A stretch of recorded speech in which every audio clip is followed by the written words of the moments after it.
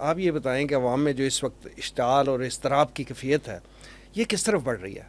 جیسے ابھی جماعت اسلامی کا دھرنا ہو رہا ہے، کسی اور بڑی سیاسی جماعت اگر اس میں شامل ہو جاتی ہے تو آپ یہ دیکھیں کہ کیا پاکستان کے حالات جو ہیں یہ خونی انقلاب کی طرف نہیں بڑھیں گے؟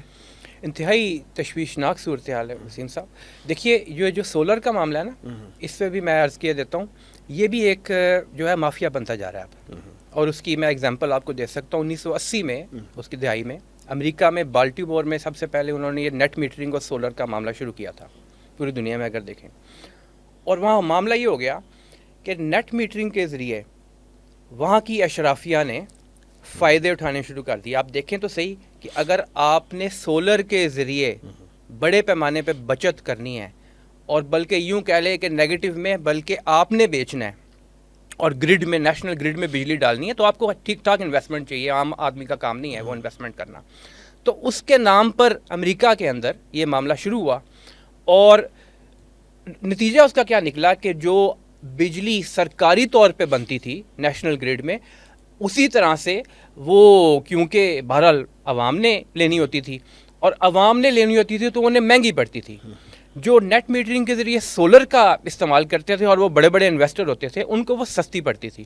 تو وہاں پہ پھر الٹیمیٹلی 80s کے آخر میں ان کو نیٹ میٹرنگ کی جو ہے نا اس کا بینیفٹ وہ کچھ اس طرح سے کم کر کے وہاں پہ لانا پڑا کہ اگر عام آدمی نیشنل گرڈ سے ہی لیتا ہے اور وہ اتنی انویسٹمنٹ نہیں کر سکتا کہ وہ سولر کا بہت بڑا پروجیکٹ لگا سکے، تو اس کو بھی تقریباً اسی کاسٹ پہ ملے جس کاسٹ کے اوپر نیٹ میٹرنگ یعنی سولر کرنے والے کو جس کاسٹ پہ ملتی ہے. ایسا نہ ہو کہ اس طرف شفٹ کرتے ہوئے، جیسا کہ اب ہم کر رہے ہیں، اس طرف شفٹ کرتے ہوئے بھی ایک نئی سوشل ڈیوائڈ کریٹ کر دی جائے.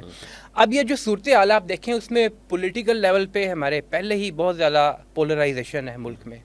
لوگ جو ہے وہ ایک دوسرے یعنی پارٹیوں والوں کی بات کریں تو وہ گلے کاٹنے کو پھر رہے ہیں. سوشل میڈیا دیکھیں تو وہاں طوفان بدتمیزی ہے، ایک افکار کا جنگل ہے وہ.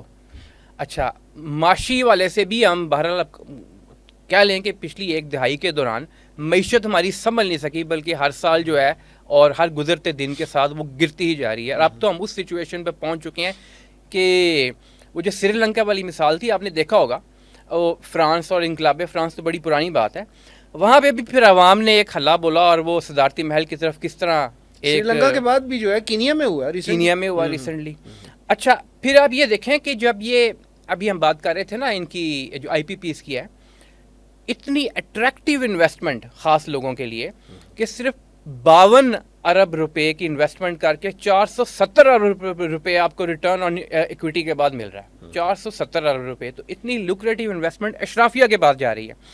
عدالتی انتشار اپنی جگہ پہ ہے، اور دہشت گردی کا معاملہ اور اس کو کنٹرول کرنے کا جو طریقہ کار ہمارے مقتدر حلقے اختیار کر رہے ہیں اس کے بھی بہرحال نتائج کوئی اچھے سامنے نہیں آ رہے. کے پی میں بھی کئی جگہوں پر آپ نے دیکھا ہے کچھ دنوں کے دوران، آزاد کشمیر میں بھی ہوا، بلوچستان میں بھی ہے. تو اصل میں یہ معاملات حل کرنے کے لیے اہم یہ ہے کہ ایک تو قیادت جو مخلص ہو. قیادت، the business of the armed forces is not business. یہ چیز تو ہمیشہ ایک یوں کہہ لیں کہ وہ ماتھے پہ لگا کے رکھ لینی چاہیے جہاں جہاں بھی وہ موجود ہیں. تو 5 آئی پی پیز فوجی فاؤنڈیشن کی ہونا یہ بھی ایک المیہ ہے ہمارے لیے، بہرحال لمحہ فکریہ تو ہے. دوسرا یہ کہ جس طریقے سے ہم اپنے پرائیویٹ بزنسز کو چلاتے ہیں اس میں نقصان نہیں ہونے دیتے ہیں، ملک کو بھی اپنا سمجھ کے اس کے مطابق چلائیں. یہی تو المیہ ہے. المیہ یہ ہے، اور عوام کو بھی اپنا سمجھیں. بہرحال یہ ایسی چیزیں ہیں جو ہماری تاریخ تو یہ بتاتی ہے کہ وہ اس پہ ہم نے قابو نہیں پایا اور اس کو ٹھیک طریقے سے حل نہیں کیا، بلکہ ذاتی مفاد میں اور جو اپنے گروہی مفاد میں لگے رہے ہیں. لیکن اہم ترین بات یہ ہے کہ اگر یہ ملک کی سلامتی ہوگی تو اس کے اندر پھر باقیوں کی بھی سلامتی اسی کے اندر مضمر ہے.